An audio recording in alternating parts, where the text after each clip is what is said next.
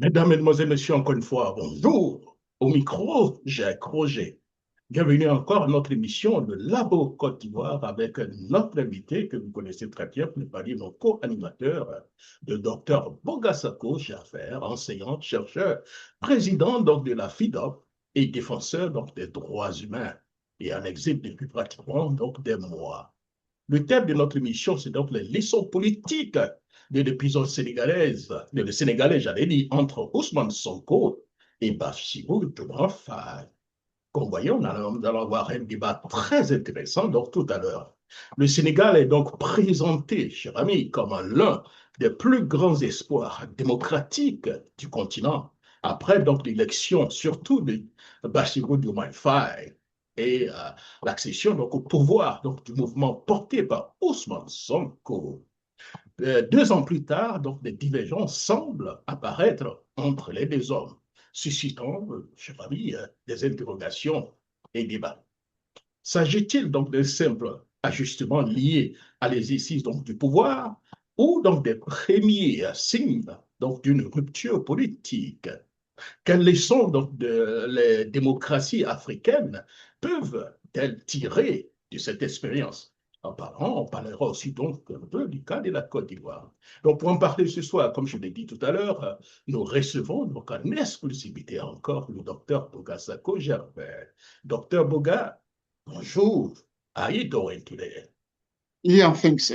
Bonjour, cher ami Jacques Roger. Je salue tous nos amis, tous les spectateurs, téléspectateurs, on doit dire, de Jacques Roger Show. C'est un plaisir de retrouver nos compatriotes de la Côte d'Ivoire, de la diaspora. Mais aujourd'hui, nous allons faire une grosse émission en rendant hommage à un grand pays d'Afrique qui fait la fierté de l'Afrique sur le plan démocratique. Oh, d'aucuns disaient, je crois que c'est Chirac qui l'avait dit, que l'Afrique et les Africains ne sont pas suffisamment mûrs pour embrasser la démocratie. Un certain Nicolas Sarkozy disait que l'Afrique n'est pas suffisamment rentrée dans l'histoire. Ouais, autant d'insultes graves à notre continent, mais à notre race, mais à nos pays. Et donc, le Sénégal, dont nous allons parler aujourd'hui, fait office de ces pays exemplaires dans le domaine de la démocratie. Voilà un pays qui n'a pas encore connu de coup d'État. Et nous espérons, nous prions le divin que ce pays-là n'en connaisse pas. Un pays dans lequel les militaires n'ont jamais pris le pouvoir.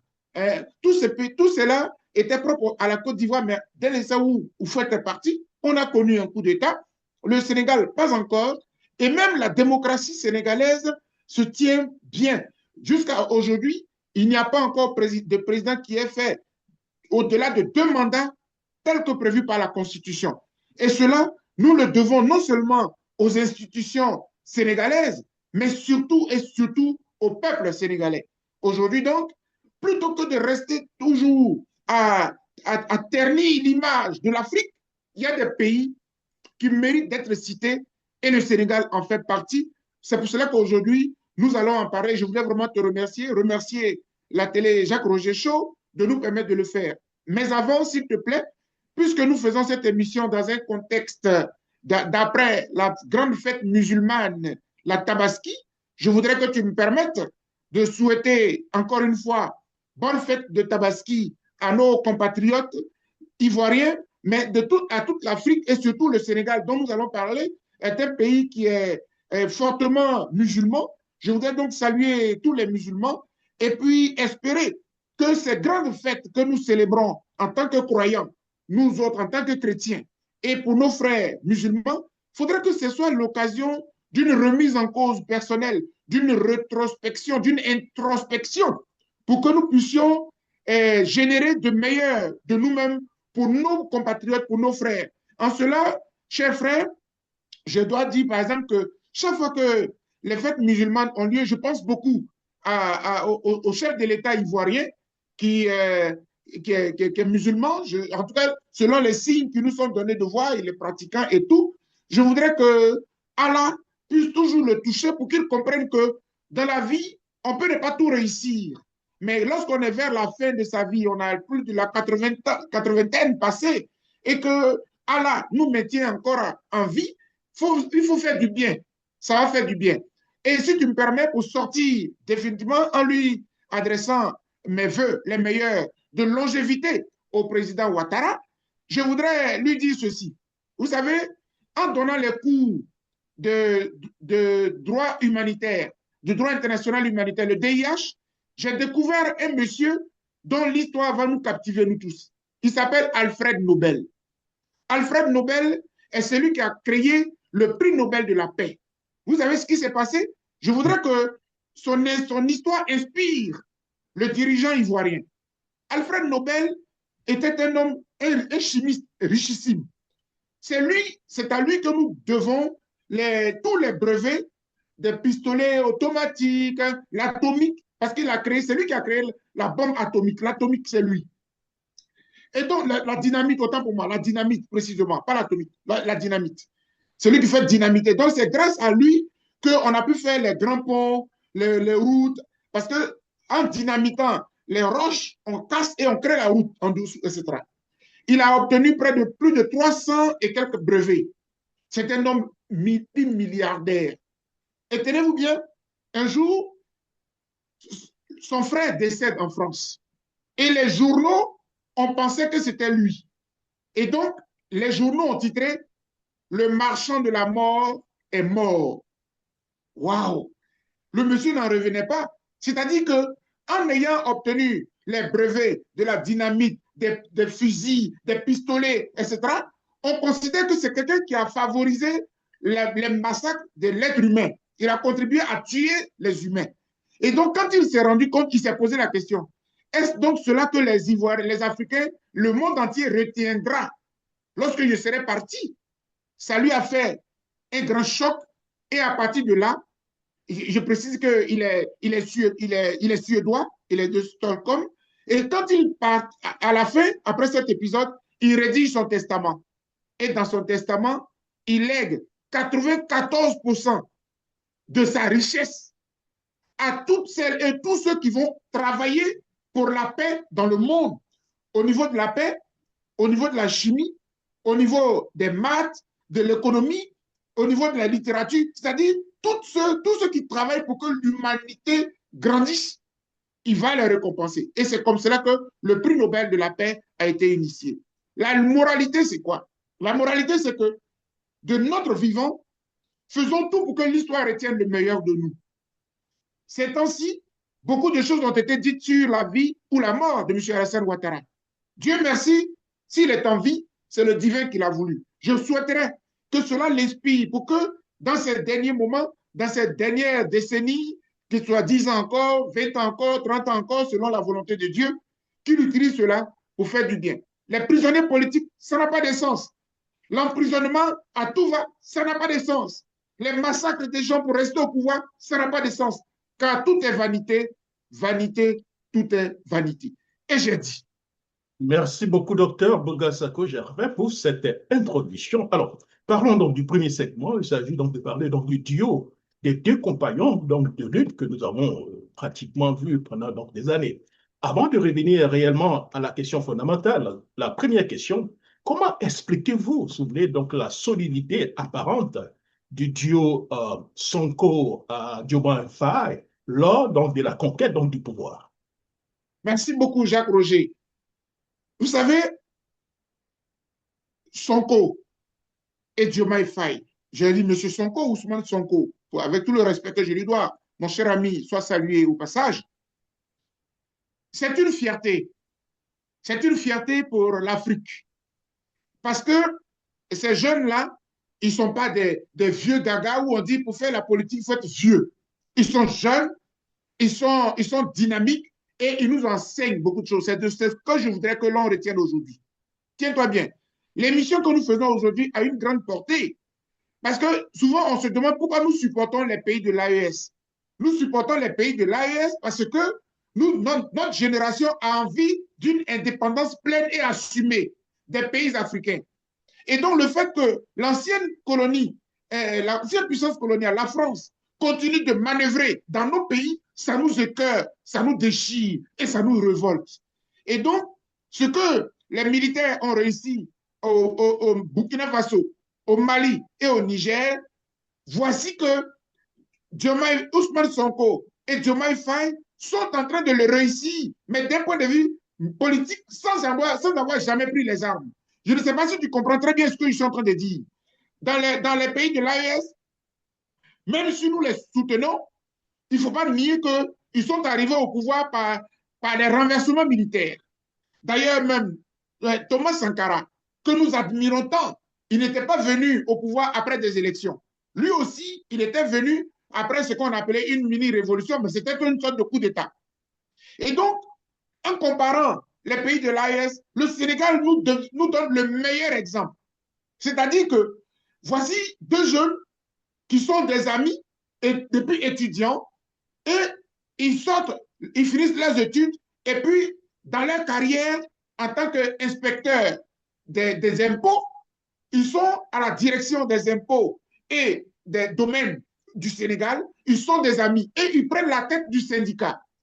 Ils vont mener donc un combat contre la corruption dans leur pays. Ça, c'est à saluer parce qu'en tant que jeunes cadres africains, notre rêve, c'est quand même que nos pays se modernisent. Et donc, nous devons lutter contre la corruption. À bas les jeunes qui arrivent au pouvoir et qui font pire que nos évanciers, qui s'adonnent à la corruption, parce que chacun court après le bien matériel. Ousmane Sonko et Diomaye Faye ont fait la différence. Ils ont géré donc le syndicat et puis en 2014, ils décident de créer un parti. Donc, ils créent le PASTEF, c'est-à-dire le Parti des patriotes africains du Sénégal pour le travail, l'éthique et, comment dirais-je, le dernier thème, c'est la fraternité. Ils créent donc le PASTEF. Et donc, pour nous, chers amis, puisque tu as demandé comment on peut qualifier ce duo-là, ces amis-là, c'est un exemple. C'est un exemple de fraternité, de solidarité et puis d'abnégation. Ils se sont battus et on est fiers de les citer. Quand je parlais tantôt des pays de l'AES, mais je vais parler même sur le continent africain, quel est le mouvement panafricain qui s'est vraiment battu pour le panafricanisme? Par exemple, on peut citer l'ANC du côté de l'Afrique du Sud, avec notre monument de tout le temps, Nelson Mandela. Mais l'ANC, là, l'ANC avait une branche armée. L'ANC avait une branche armée.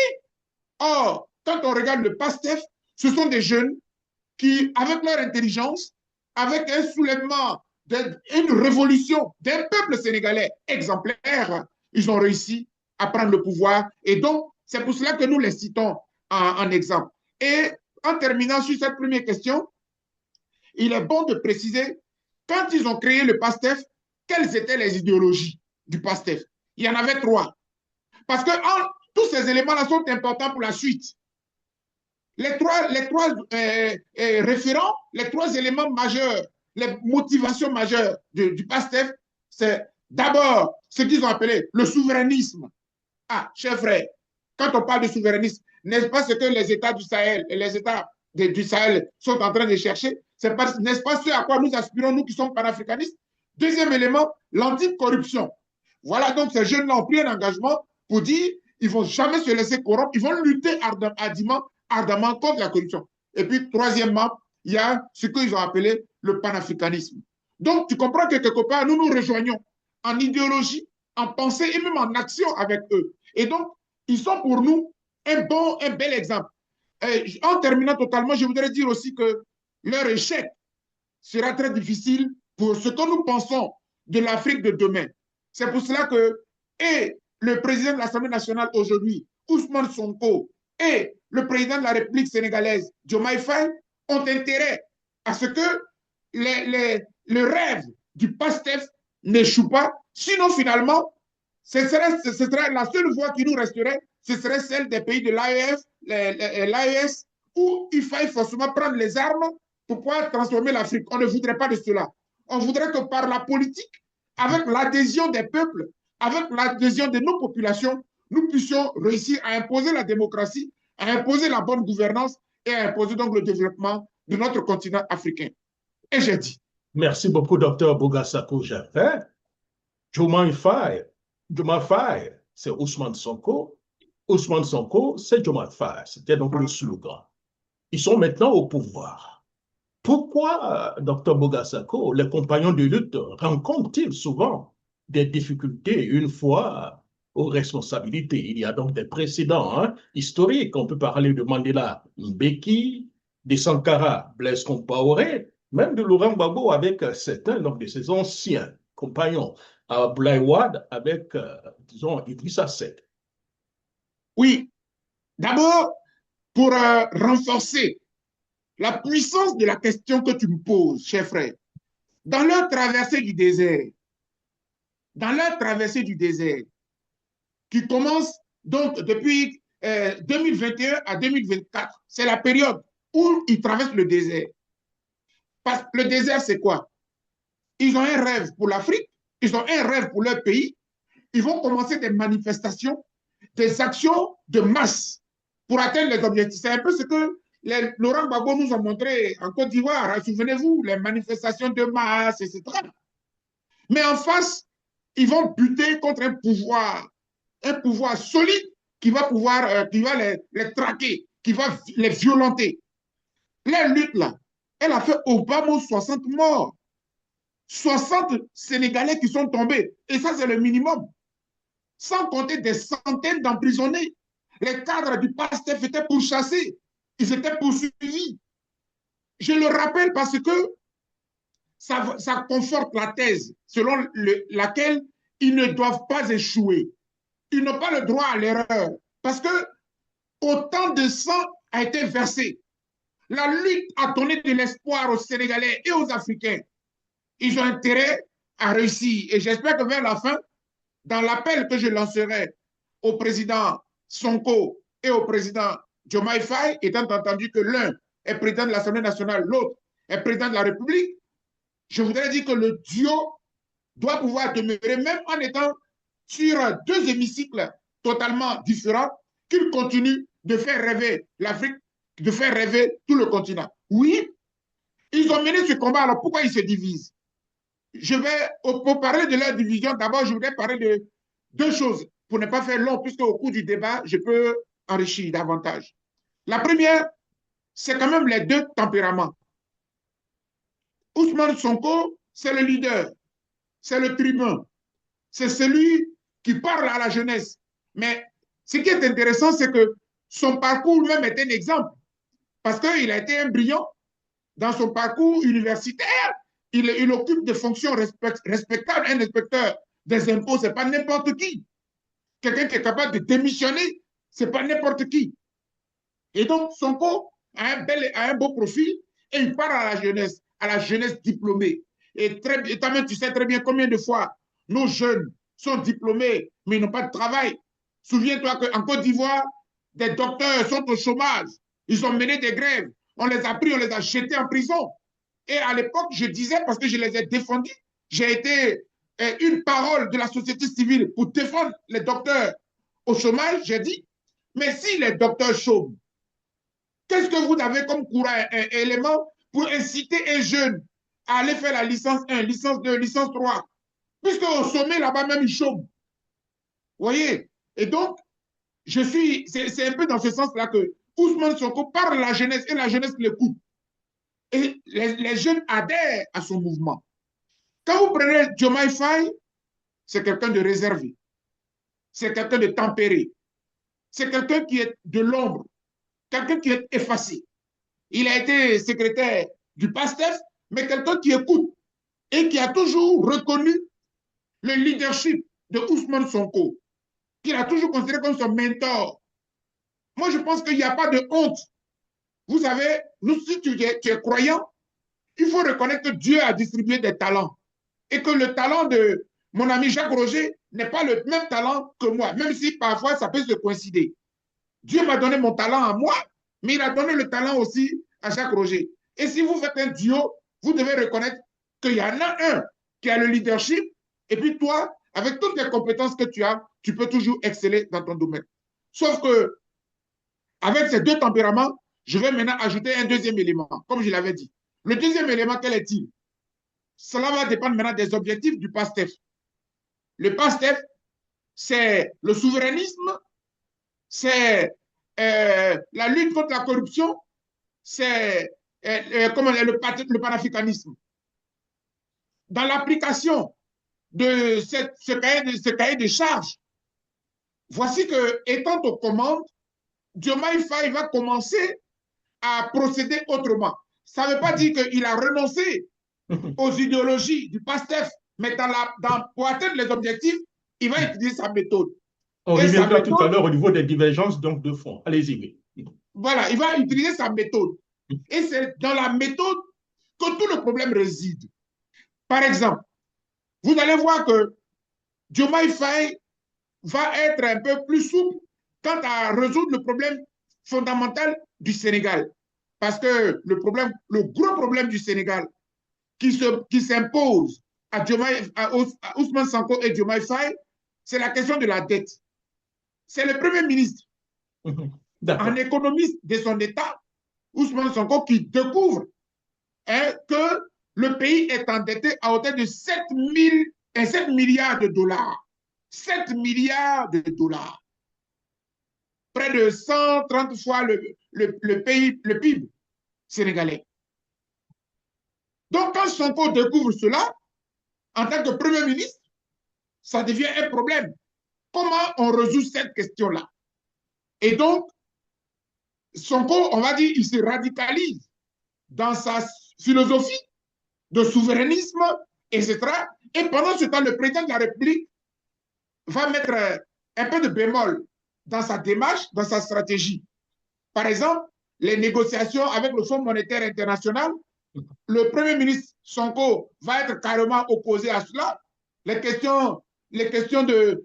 on va voir Diomaye Faye s'afficher avec un homme comme le président français Macron, en train de jouer au football là-bas dans les rencontres internationales au Kenya.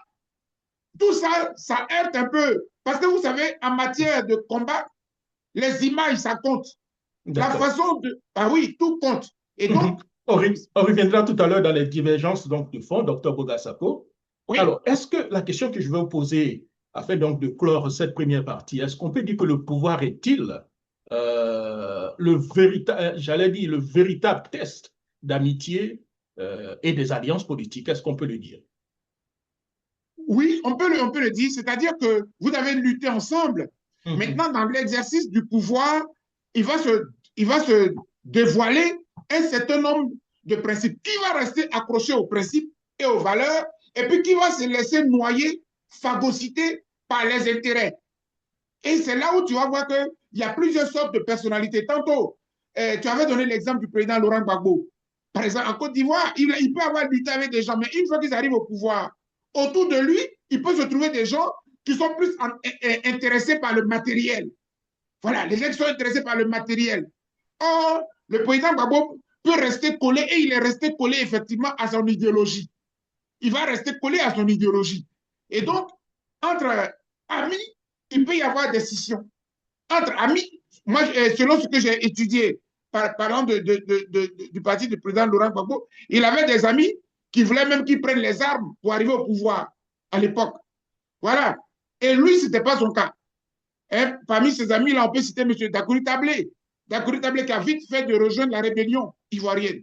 Vous voyez donc, le pouvoir pour lequel ces amitiés se créent pour la conquête, au moment de l'exercice du pouvoir, on peut y avoir des divergences parce qu'on n'a pas la même personnalité et puis on va voir qui va rester accroché.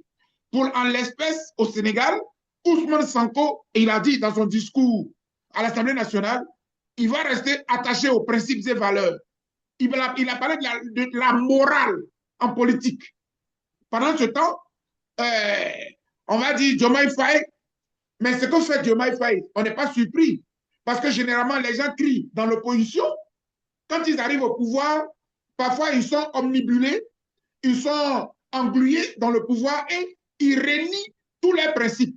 L'exemple que l'Afrique de l'Ouest nous a donné, c'est le président de la Guinée, l'ancien président de la Guinée, Alpha Condé, qui a été un opposant de la même génération que le Laurent Gbagbo. Il a pris le pouvoir, il a fait un mandat, il a fait 2 mandats, et puis catastrophe des catastrophes, il a voulu faire un 3e mandat. Et c'est ce qu'il a emporté finalement.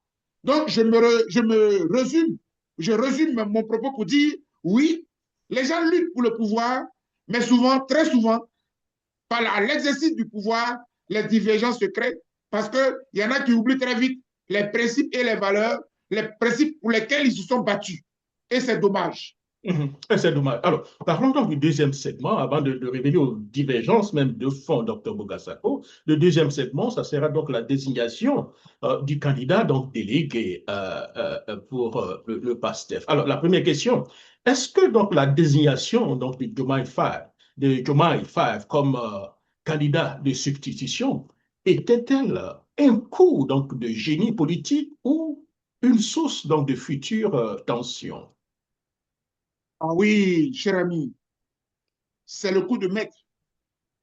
Si vous voyez que aujourd'hui nous parlons du Sénégal avec autant de fierté, non seulement le parcours de ce pays au plan démocratique est exemplaire, un pays qui n'a jamais connu de coup d'État, un pays dans lequel aucun président n'a fait plus de 2 mandats, etc., etc., le coup de génie, comme tu l'as si bien dit, de Sonko avec Diomaye Faye nous rend fiers en tant qu'Africains.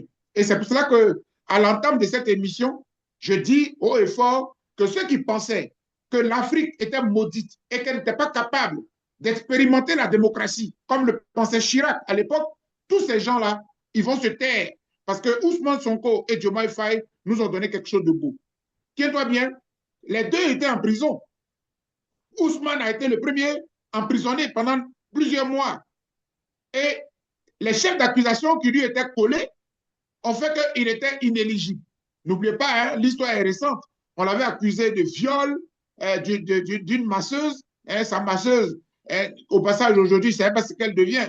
Et elle a failli ternir son image, etc. On l'a traité de tout. Et donc, en tout cas, il était inéligible. Et finalement, je tenais à préciser, parce qu'il faut que je sois constant, il y a eu un procès, le viol n'a pas été retenu, n'a pas été reconnu, il a été blanchi. Mais le pouvoir de Macky Sall a trouvé une trouvaille extraordinaire pour, je me permets la tautologie, la redondance. Il a été condamné pour corruption de la jeunesse. c'est-à-dire, c'est-à-dire que il parle et puis on le coûte. Il parle trop aux jeunes et les jeunes l'aiment. Voilà ce qu'ils ont trouvé. Corruption de la jeunesse. Et pour cela, il a été rendu inéligible. Dans le même temps, Diomaye Faye, lui, il a été arrêté pour les questions de troubles à l'ordre public, des faits mineurs.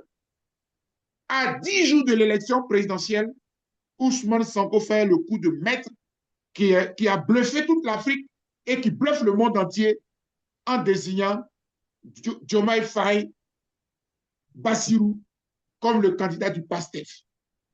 J'avoue que ça a été vraiment un coup de maître. Et le PASTEF ne nous surprendra pas, hein, parce que même aujourd'hui encore, quand Ousmane Sonko quitte la primature, peut-être qu'on va en parler, mais il y a un certain El Malik Ndiaye qui est encore à la tête de l'Assemblée nationale et qui va rendre sa démission pour que Ousmane Sonko devienne le président de l'Assemblée nationale. En un mot comme en mille, le PASTEF nous enseigne la stratégie de l'humilité, la stratégie de la confiance, la stratégie de la solidarité en politique, la stratégie de... Il faut être humble. Ousmane Sonko a fait preuve d'humilité. Il n'a pas dit, comme je ne suis pas éligible, le PASTEF ne participera pas à l'élection. Je tiens à préciser qu'il ne faut pas confondre les contextes. Le cas sénégalais n'est pas le cas ivoirien, n'est pas le cas d'un autre pays. Le contexte ici, c'est qu'il y avait une ferveur populaire. Les Sénégalais étaient prêts au changement. Et donc, il suffisait d'être à commande de doigts pour que le PASTEF arrive au pouvoir. Même si ce n'était pas Diomaye Faye, celui qui aurait été désigné par Ousmane Sonko allait devenir président. Donc, c'est ce qui s'est passé. Ils ont saisi l'opportunité. Ils ont saisi la mouvance. Ils ont saisi le contexte. Les gens ne voulaient plus de Macky Sall. Parce que Macky Sall voulait tripatouiller pour faire un troisième mandat. Les Sénégalais ne voulaient pas. Les jeunes étaient mobilisés. Il y a eu des morts. Voilà le contexte. Et donc, voilà comment Ousmane Sonko fait ce coup de génie.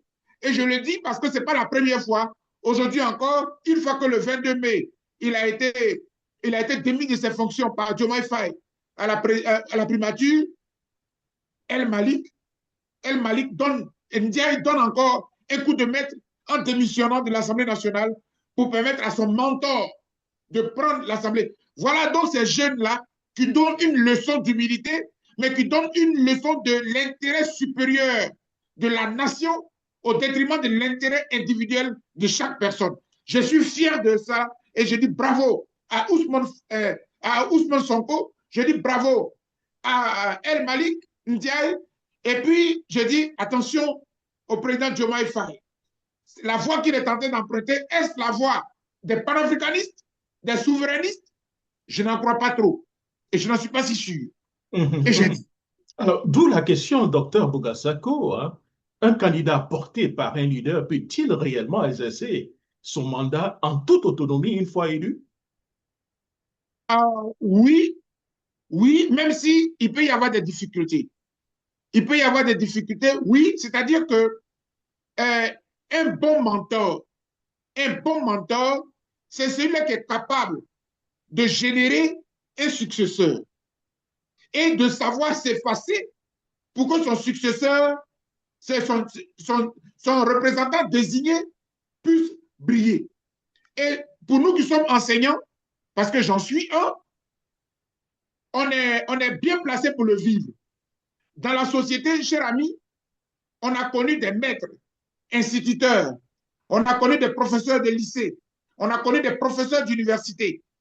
Mais il est professeur d'université, mais tu peux devenir président au-dessus de ton professeur d'université. Parce qu'en tant que président de la République, tu es le chef suprême, tu es le chef de l'administration. Or, en tant que professeur, il est toujours dans l'administration, tu deviens son supérieur.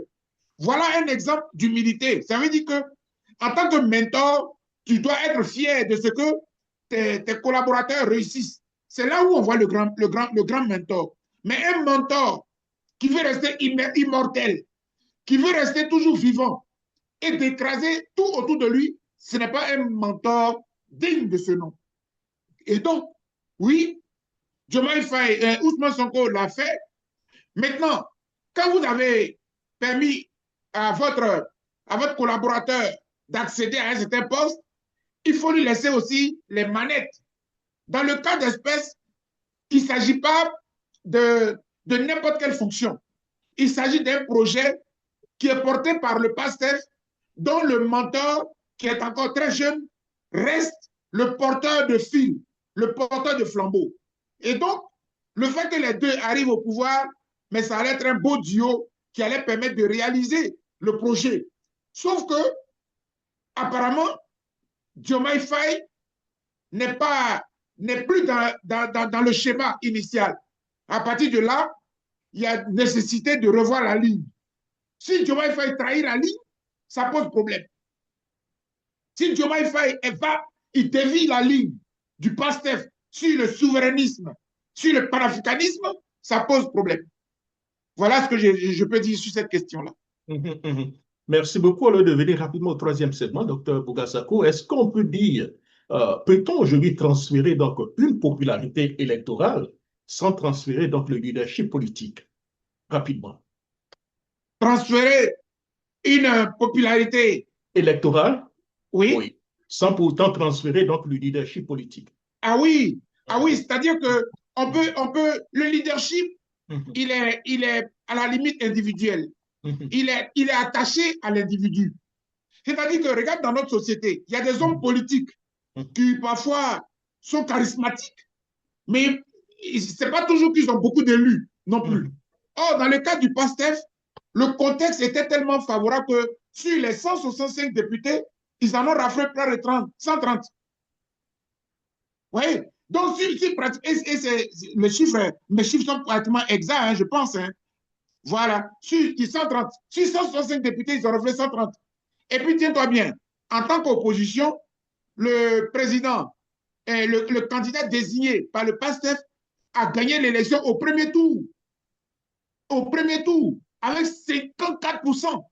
Ce qui traduit très bien qu'il y avait une volonté populaire d'en finir avec le système Macky Sall pour que advienne une nouvelle ère. Une nouvelle ère de jeunesse, une nouvelle ère de nouveaux cadres, de nouveaux dirigeants. Et c'est ce que le Sénégal nous a montré. Donc oui, on peut traduire la volonté populaire en leadership, Mais attention, le leadership, il est plutôt individuel, il est plutôt personnel, que j'ai dit. D'accord. Merci beaucoup. Alors, parlons maintenant de divergences donc, de fond, hein. Vous avez déjà commencé à bien expliquer, mais je vais vous permettre d'être beaucoup plus explicite.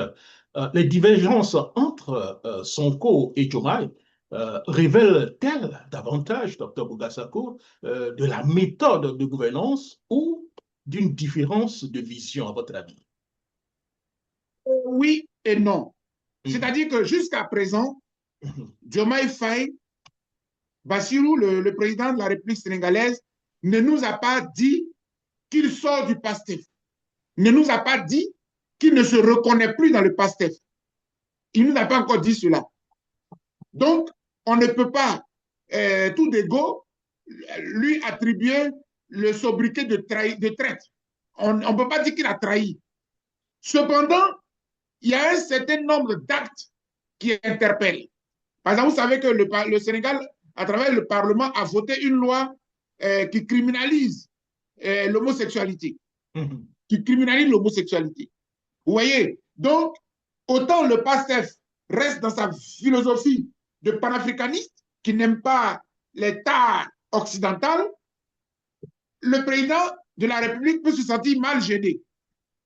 Il peut se sentir mal à l'aise, je veux dire. Il peut se sentir mal à l'aise parce que, en tant que président qui a qui plus est de bons rapports avec les Occidentaux, il est mal à l'aise. Vous voyez que déjà, sur ce coup-là, ça pose problème. C'est un peu Regardez, comme entre le low cost et la pratique, il y a toujours un clivage, docteur Bogassa. exactement, Mhm. exactement. Vous savez, depuis que le PASTEF arrive au pouvoir, Mhm. le président Macron, selon nos informations, il parle avec Diomaye Faye en tant que président du Sénégal. Mais il n'a jamais conversé avec Ousmane Sonko. Il n'a jamais échangé, même pas un bonjour, avec Ousmane Sonko. Or, il ne faut pas l'oublier, Diomaye Faye fait partie de la machine du PASTEF, dont le patron reste et demeure jusqu'à preuve du contraire Ousmane Sonko. Donc, c'est un peu comme si les Occidentaux se sentent à l'aise avec Bassirou Diomaye Faye, le président de la République, et puis ils veulent ignorer, ils ont tendance à ignorer le mentor. Et Bassirou joue bien le jeu, il joue bien leur jeu. Il va aux rencontres internationales, ce qui est tout à fait légitime en tant que président de la République, mais comment se comporte-t-il à l'international? Quand tu vas jouer au football avec Macron, parce qu'il y a des, comme je le disais tantôt, il y a des signes, il y a des détails qui interpellent. Ousmane Sonko, il était à la place de Diomaye Faye, jamais il n'aurait joué au football avec Macron. Parce que derrière le football, là, quel est le message que vous envoyez? Quel est le message que vous envoyez? C'est un peu comme si vous vous battez pour rien. Une fois aux affaires, nous sommes obligés de composer avec eux. Voilà, nous sommes obligés, on n'a pas le choix. Non, non, non, non, non. On a toujours le choix. Le Sénégal, c'est pour les Sénégalais. Et la politique des Sénégalais, ce sont les Sénégalais qui en décident. Et pour l'heure, ceux qui sont au pouvoir s'appellent le PASTEF et ils ont décidé d'appliquer leur souverainisme. Voilà un peu. Donc, il y a des divergences de fond. Il y a Mhm. des divergences de fond sur la question de la dette. Sur la question de la dette, quand vous lisez Ousmane Sonko, lui, il est prêt à une certaine rupture avec le FMI, le Fonds monétaire international. Ce qui n'est pas tout à fait le cas de M. Diomaye Faye. Vous voyez? Donc, ça pose un problème au niveau de la démarche, de la Mhm. méthode Mhm. que les deux mettent en pratique pour résoudre le problème des Sénégalais. Et donc, Mhm. aujourd'hui, Ousmane Sonko a repris un pouvoir, et c'est le pouvoir le plus important en démocratie. Mais Cher dans ami, ces conditions, docteur Boga, est-ce qu'on peut dire donc les contraintes donc, du pouvoir obligent-elles souvent donc les dirigeants à s'éloigner de leurs promesses initiales? oui, Mhm. oui, c'est-à-dire que le cas sénégalais nous donne de voir que, effectivement, entre la théorie et la pratique, il y a quand même des difficultés. Tiens-toi bien, on a connu le cas ici en Côte d'Ivoire, hein, parce que c'est bien beau de parler du Sénégal, mais toute cette émission-là, nous la faisons pour éclairer aussi la Côte d'Ivoire. Nous voulons que la Côte d'Ivoire s'inspire de ce qui est bon ailleurs et que la Côte d'Ivoire reste la Côte d'Ivoire, avec elle-même sa culture, sa philosophie, etc. Le président Laurent Gbagbo, il était dans son parcours, on voit très bien que c'est un démocrate, c'est un il n'est pas anti-français, il n'est pas anti-occidental, mais il était plutôt considéré comme un nationaliste. Il était considéré comme un souverainiste. Et beaucoup, les jeunes patriotes, le terme patriote a gagné en vogue sous Laurent Gbagbo. Mais quand M. Laurent Gbagbo est arrivé au pouvoir, n'oublions pas que, excusez-moi, voilà, quand Laurent Gbagbo arrive au pouvoir, n'oublions pas que les contrats avec les grandes firmes françaises, c'est Laurent Gbagbo qui les a reconduits. N'oublions pas que, et selon les révélations de Robert Bourgi, Laurent Gbagbo a été celui qui a donné l'une des dernières mallettes, les dernières mallettes africaines quand même au président Chirac, quand il était au pouvoir. Donc souvent, entre la théorie, entre le militantisme, entre l'engagement et la pratique et la réalité, parfois, il y a quelques nuances et parfois, ce n'est pas toujours évident, ce n'est pas toujours tranché. Il faut y aller, mollo, il faut y aller doucement parce que parfois aussi, il y a des réalités du pouvoir qui ne sont pas toujours les réalités lorsqu'on est opposé. Toutefois, il y a des principes, il y a des lignes rouges. Voilà ce que je voulais dire. Les lignes rouges infranchissables. Donc, dans ces conditions, docteur Boga, entre fidélité au projet politique et réalisme au pouvoir, lequel doit primer? Le réalisme du pouvoir. Oui, alors c'est ce qu'on appelle finalement, j'allais dire au milieu, on peut trouver ce qu'on appelle la réelle politique. La réelle politique. Parce que, écoute, le problème c'est que le peuple t'a choisi sur la base d'un projet. Quand tu candidatais, tu n'es pas le seul à avoir un projet. Et c'est ton projet-là qui a séduit le peuple et il t'a confié le pouvoir. Lorsque tu dévis, il faut savoir que tu as des comptes à rendre aussi au peuple. Tu peux ne plus être reconduit lorsque tu vas te présenter à nouveau. C'est pour cela que il faut être, moi je pense qu'il faut jouer la carte de l'honnêteté. Comme tu as un projet, si tu dois transgresser ton projet pour telle ou telle raison, il faut rencontrer le peuple. Il faut t'exprimer au peuple pour que le peuple puisse te l'accorder. Ça te donne toujours la légitimité pour que tu puisses mener ton combat jusqu'au bout. Voilà un peu ce que je pense, mais il ne faut jamais trahir. Et là, je suis très catégorique là-dessus. Il ne faut jamais trahir tes convictions, il ne faut jamais trahir la lutte, il ne faut jamais trahir les idéaux, les fondamentaux pour lesquels le peuple t'a fait confiance. Ça devient une haute trahison. Et j'ai dit. Merci beaucoup, docteur. Alors, parlons du quatrième segment. Quelle hypothèse pour donc l'avenir, tout ce qui se passe un peu donc, au Sénégal? Donc, ma première question. Assistons donc à une simple phase d'ajustement politique ou aux prémices, j'allais dire, donc d'une rupture durable? Non, moi, je ne parlerai pas de rupture. Aussi longtemps que Ousmane Sonko et Diomaye Faye font partie de la même machine politique qui s'appelle le PASTEF, aussi longtemps que les deux sont des amis de promo, de génération, aussi longtemps que Diomaye Faye sera président de la République et Ousmane Sonko, président de l'Assemblée nationale, c'est toujours le PASTEF qui est au pouvoir. C'est toujours le PASTEF qui est au pouvoir. Donc, les deux sont condamnés à trouver un terrain d'entente, à trouver le juste milieu pour faire aboutir leur projet. Parce que sinon, ce qui reste, ça pourrait être un blocage institutionnel. Ça peut être un blocage institutionnel. Je n'ai pas envie de parler de bicéphalisme. Je n'ai pas envie de parler de dualité. Je n'ai pas envie de parler d'antagonisme. Cohabitation? Voilà, exactement. C'est le mot aussi que je cherchais. Je n'ai pas envie de parler de cohabitation. Sinon, ce serait catastrophique. Parce que, qu'on le veuille ou pas, cher ami Jacques Roger, Ousmane Sonko est responsable devant les Sénégalais, mais devant les Africains, mais devant le monde entier de Diomaye Faye. Parce que c'est lui, Ousmane Sonko, qui a désigné Diomaye Faye. Donc, si Diomaye Faye échoue, c'est un peu comme si le leader n'a pas été mieux éclairé. Il a fait un mauvais choix. En même temps, aujourd'hui, Ousmane Sonko a la chance de revenir au Parlement, le pouvoir principal en matière de démocratie, le pouvoir central en matière de démocratie.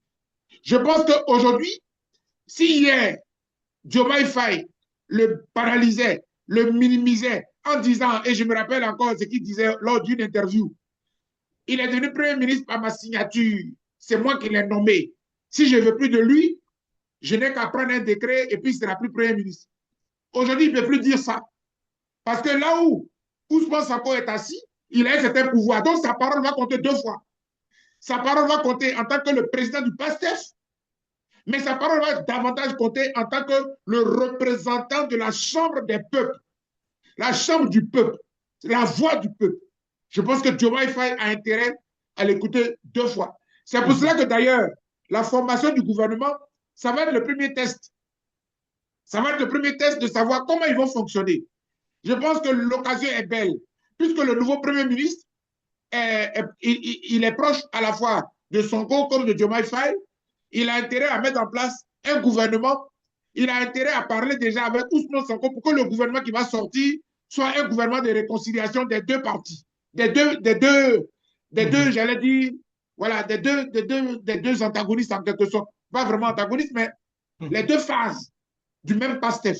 Il faut un gouvernement de réconciliation des deux chefs, le président de la République et le président de l'Assemblée nationale. Sinon, je ne veux pas vraiment évoquer les hypothèses du bicéphalisme, de la cohabitation. C'est très catastrophique. Donc, dans cette condition, Dr Boga, quel scénario vous semble-t-il donc les plus probables pour l'avenir donc du Sénégal, du tandem Diomaye Faye? Est-ce que c'est d'abord le premier scénario plausible, c'est donc une réconciliation stratégique autour, disons donc, le retour donc à une, disons, coordination plus étroite. On peut parler des stabilités donc du pouvoir. Ou le deuxième scénario, coexistence, on peut parler prudente, maintien donc des institutions, mais avec des divergences permanentes. Le troisième scénario probable peut être aussi la rupture politique. Et pour finir, certainement, donc le quatrième scénario, peut-être que vous allez certainement sortir le quatrième scénario. Laissez-moi voir le quatrième scénario qu'on peut voir. On peut parler donc de préparation donc des élections donc 2029. Je vais m'attarder sur le dernier scénario, le quatrième, qui me paraît le plus important, le plus urgent. Aujourd'hui, il faut s'interroger. Est-ce que Diomaye Faye, le président Diomaye Faye, est-il toujours dans sa logique de préparer le terrain pour Ousmane Sonko, comme il avait dit? Ou alors, ayant goûté à la présidence, il a envie de faire un deuxième mandat, sans l'accord, cette fois-ci, de son mentor, du président du PASTEF, qui est Ousmane Sonko. Voici la question de fond. Parce que, à l'analyse, quand on regarde Diomaye Faye, il a commencé à créer son groupe, le fameux Diomaye président. Une façon de vouloir contourner la machine du PASTEF. Ce qui déjà montre qu'il y a un problème. S'il persistait dans cette voie, je pense que c'est là où les divergences vont, en ce moment-là, nous amener dans les scénarios 3 ou 2 que tu as décrits en matière de la confrontation. Parce que tout le monde entier sait, les Sénégalais savent, et nous autres aussi, en tant que panafricanistes, nous savons que Ousmane Sonko a fait le sacrifice de proposer un de ses lieutenants pour être président. Et lui, il a accepté avec humilité d'être son premier ministre. C'est ça que nous avons applaudi. Et le président Diomaye Faye nous a toujours dit qu'il prépare le terrain pour son mentor, qui lui méritait même la présidence. Je me rappelle très bien, il y a un parent de Diomaye Faye, lors de l'accession de Diomaye Faye au pouvoir, qui a dit, et je me rappelle très bien de cette interview qui m'avait beaucoup marqué, c'est son oncle. Son oncle a dit, moi-même, j'étais PASTEF. Et c'est Sonko qu'on attendait. On ne s'attendait pas du tout à l'arrivée à la tête du pays de Ousmane et de Diomaye Faye. Et donc, c'est ce que Allah a décidé, mais toujours nous travaillons pour Sonko. Donc aujourd'hui, et ça va être la chute de mon propos, c'est au président Diomaye Faye de reconnaître qu'il a été président de la République parce que Ousmane Sonko lui a donné cette opportunité. La reconnaissance, elle est divine. La reconnaissance, elle est divine. Et donc, par reconnaissance, Diomaye Faye doit consulter toujours Ousmane Sonko.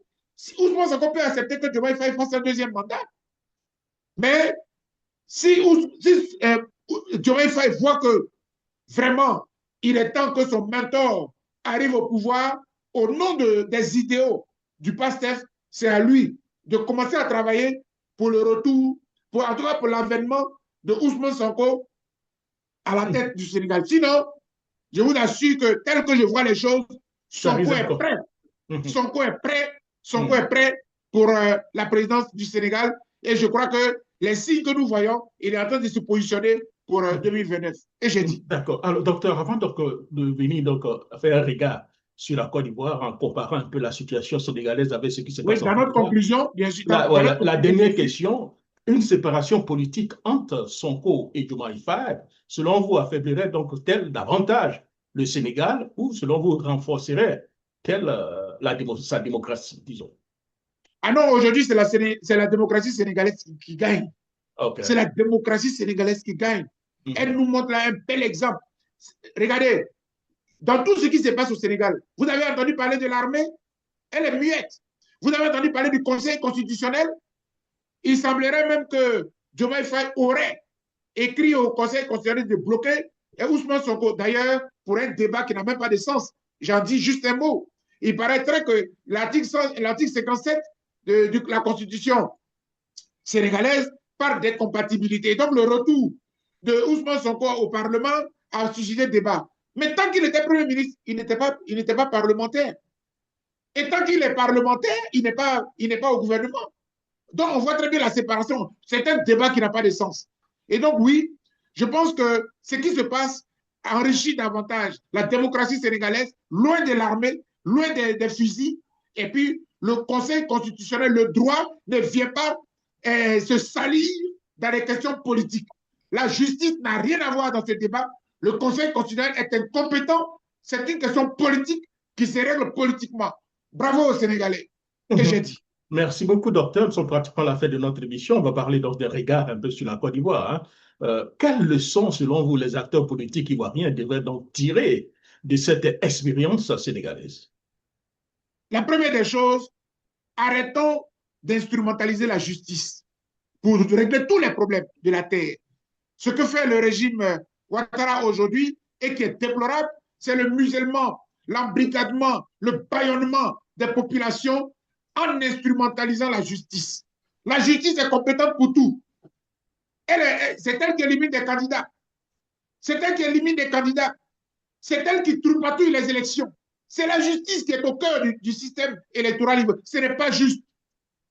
La justice doit laisser la politique faire son travail et la justice doit être... Parce que nos magistrats, nos hauts magistrats oublient.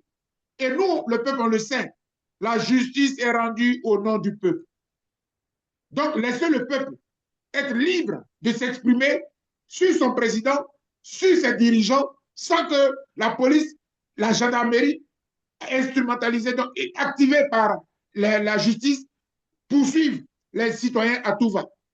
Deuxièmement, le pouvoir ne doit pas être une fin en soi. Lorsqu'on a des ambitions, lorsqu'on a un projet, il faut rester ferme à son projet. Ce qui se passe au Sénégal aujourd'hui, c'est que Ousmane Sonko, président de l'Assemblée nationale, veut préserver l'idéal du PASTEF, les objectifs du PASTEF, ce que les PASTEF représentent pour les Sénégalais d'aujourd'hui. Et donc, je voudrais dire que cela doit servir de leçon.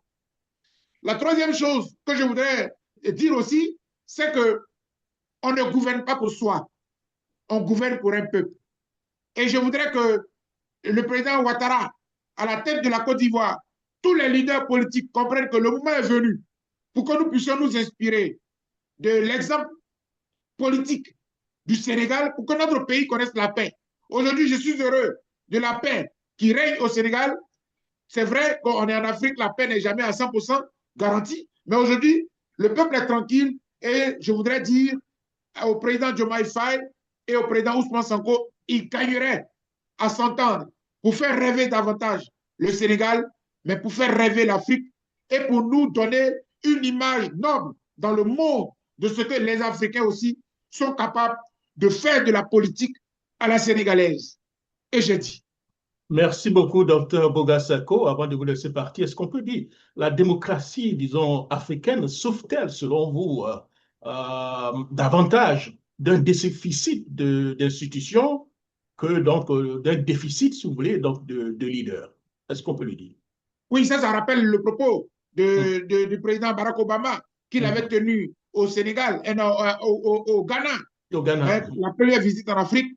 L'Afrique n'a pas besoin d'hommes forts, l'Afrique a besoin d'institutions fortes. Sauf que les institutions sont fortes lorsque vous avez des hommes intègres, des hommes de valeur, des hommes de conviction à la tête de ces institutions.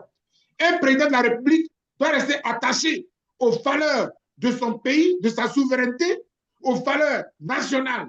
C'est ce qui fait la fierté de ce président-là à l'international.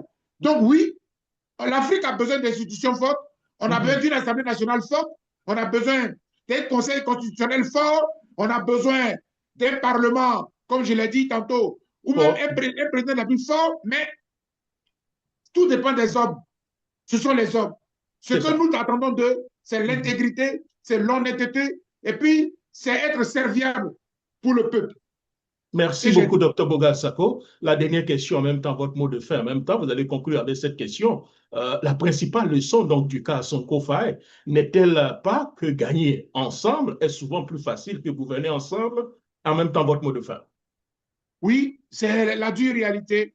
On l'a dit tout au long de cette émission, entre les théories, entre l'engagement politique, entre le combat politique pour accéder au pouvoir et la réalité du pouvoir, c'est parfois deux choses différentes.